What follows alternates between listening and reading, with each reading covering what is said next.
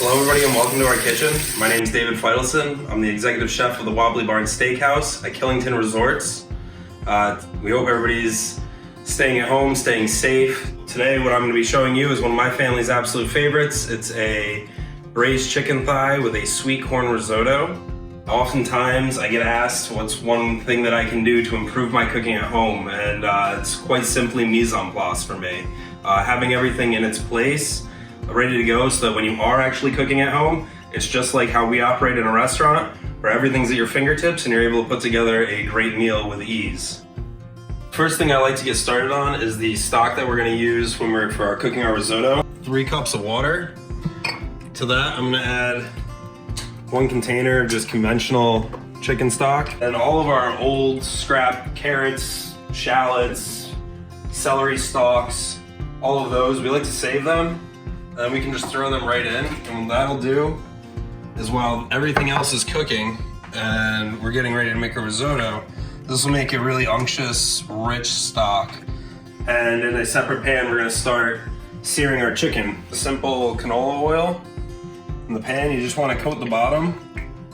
And then I like to turn the pan on to a medium heat and let it heat up right in the pan for about 3 to 4 minutes on either side until they're a nice golden brown in color. Because we're not trying to cook them all the way through at this point. We're really just trying to sear them on the outside. So we're gonna add in our shallots and our garlic right into this fat.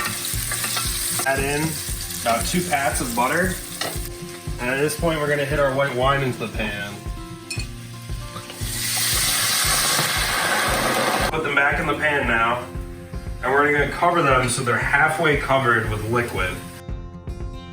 At this point, we can add in some of our fresh herbs. Take our chicken stock. We're gonna pour that in there until we've just about covered the chicken. And this is where I like to add in just a little bit of tomato paste. The tomato paste is gonna help to thicken it, give it a little bit of richer of a body. Put a lid on her. And she's all set. We'll set our timer.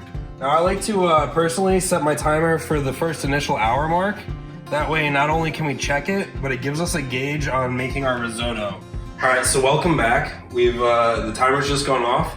We're gonna check the temperature of our chicken and see where we're at. We're looking for about that 200, 210 degree range. We're right up there, exactly what we're looking for. So we wanna turn this liquid in here into a beautiful braising liquid reduction. So we're gonna take our pieces of chicken out. We're gonna set this to the side. Foil over the top, just to keep all that heat in there. We wanna just keep it at this simmer so it starts to reduce and thicken, which will create a really, really delicious sauce that we can dress our chicken with when we're done. And with risotto, I like to do a 50-50 of butter to oil. And throw our onions in. Now, as we can see, the onions are starting to get slightly translucent, starting to sweat a little bit. All their liquid's starting to come out of them. Toss that right in there. Wanna come up and see? All right. Well, Chef Luca likes to be a part of this all the time. We just want to keep it moving, and this is why I say it's a labor of love, because it's very time-consuming, very tasking. You have to constantly be stirring it. Otherwise, you're gonna have rice burn on the bottom of the pan. I just want a nice simmer as I go, and we're just gonna keep intermittently adding liquid to it.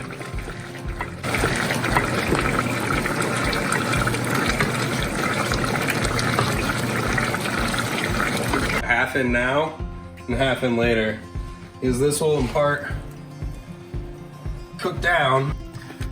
So at this point, I'm gonna cut the heat on it off entirely. I'm gonna take some fresh grated Parmesan cheese. You use Reggiano, you use Grana Padano, you use Pecorino, whatever you like.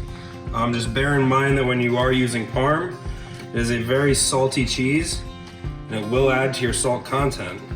I want some cheese. You want some cheese? You wanna put some in? Here you go. It's so easy you can do it with your children in your arms. Now this guy over here, this beautiful sauce going from our braising liquid that we've now reduced down the braising liquid and then added back in the juices out of the chicken. And in the meantime, I made a cornstarch slurry. Now a cornstarch slurry is very simply equal parts of cornstarch mixed up with cold water.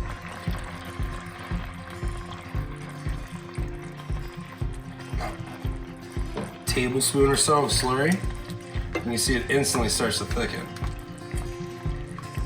Now the nice part about slurry is that if I happen to have over thickened this and it gets a little too tight for me and I'm not happy with that, it's something as easy as just grabbing a little bit of our liquid or chicken stock from over here, just adding a touch in there, and you can adjust the consistency to whatever you're happy with.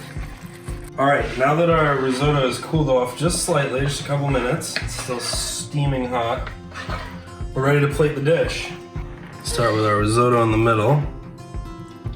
Make a little bed. Piece of chicken down the middle. Yummy. I like Yoda. Braised chicken thighs with a sweet corn risotto